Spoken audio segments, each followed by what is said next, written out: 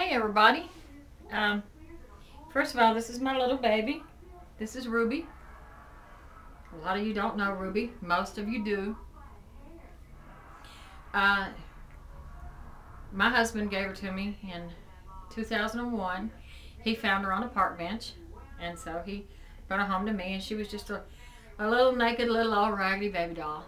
But since then, uh, we bought her clothes and such, and she's really very special to me because of the fact that my husband gave it to me, and my husband is now deceased. But that's neither here nor there. I tease a lot of people sometimes and tell them that she's my little voodoo baby. I named her Little Ruby, and I tell them she's my voodoo baby. And but she's my little angel. How many of you believe in voodoo? Voodoo, black magic. I know there's some people that do believe in it, and a lot of countries that swear by it that do believe in true voodoo and black magic. And I guess there could be something to it. I know when I was young, well, my mom used to always tell us this story about my grandmother.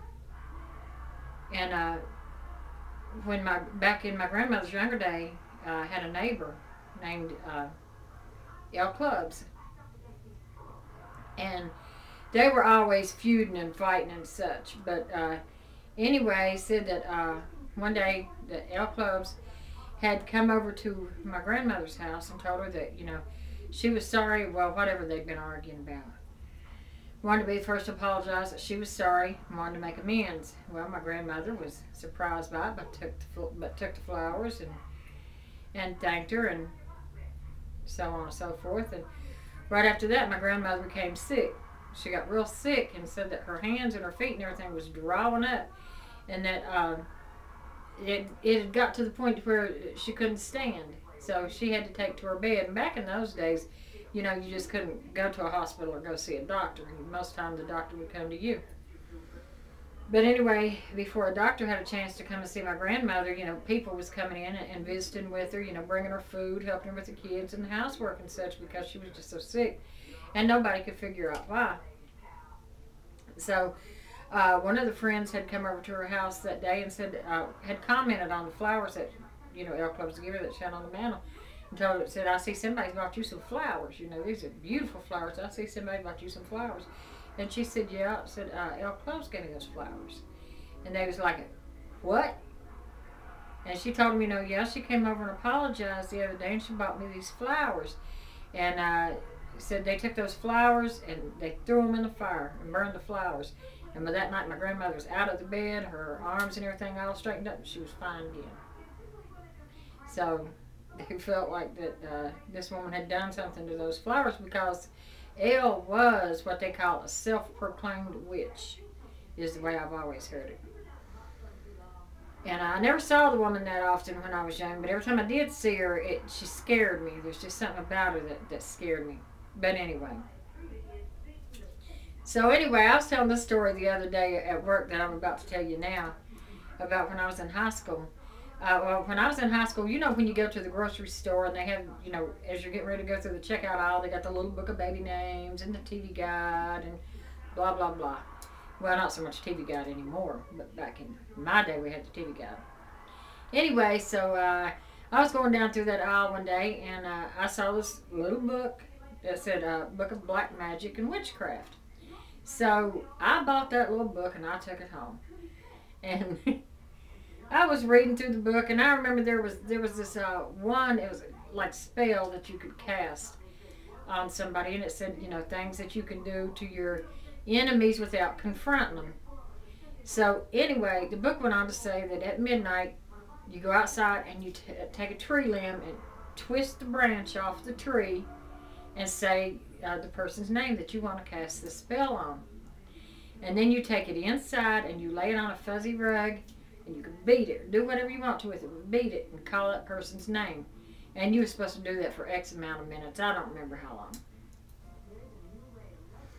So at midnight, I went out of the house and I took the tree twig, but I didn't say any enemies, because I really didn't have any enemies. I just said the name of my best friend, Debbie Kitts, Debbie Kitts, Debbie Kitts.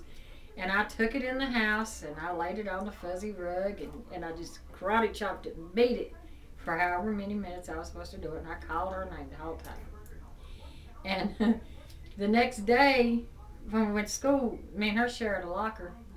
And so it seemed like she was running late. So I was waiting at the locker for her. And she come walking real funny up the hallway. And I was like, what's wrong with you? She said, I don't know what happened to me last night. She said, I was all right when I went to bed. She said, but when I woke up this morning, it feels like somebody has beat the hell out of me. Oh my goodness, you could have knocked me over with a feather. I dared not tell her what I'd done. I got something in my eye. Maybe she put a spell on me. But anyway, I dared not tell. I think it was a long time before I told her what I'd done. Because I thought, oh my God, I cast the spell. So it was a long time before I told her what I'd done. And so down the road when I did tell her what I'd done, we tried it out on somebody that we didn't like. But it didn't work. So anyway. But it's always fun to tell that story. And just like the other day when I told it at work, and I would tease the people I was working with, don't make me pull off a tree twig and put it on a fuzzy rug. And so the next morning, one of the cooks, Justin, he was like, Miss Cindy, what did you do to me last night? I didn't do nothing. What is it that they call that? The power of positive thought? Or whatever. Do you believe in the power of positive thinking is what I want to know. My kids swear by the power of positive thinking. I don't believe in the power of positive thinking because if that was the case, okay, I'm going to positively think, I'm going to hit the lottery. That's not happened. And look at all the people that buy lottery tickets that believe that. It's not happening. I can use the power of positive thinking to say, my bill's going to be paid this month, but it's not coming out of my pocket. Oh, well, when my lights go out and everything else, I can tell you my power of positive thinking did not work. But a lot of people believe in the power of positive thinking. I believe, in a sense, the power of positive thinking. I believe you can be healed sometime, by the power of positive thinking, because I do believe, body-wise, that to an extent. Because I believe that if you think you're sick, then you're going to be sick. I do believe that. I believe you can actually make yourself sick by thinking such things. But that's beside the point. But anyway, how many of you out there believe in witchcraft and casting spells and such? And have you ever had anything done to you? Or have you ever heard of anything being done? For all my YouTube people, if you have or know anything about it, leave your comments and tell me the little tales. And I guess that's going to be it for today.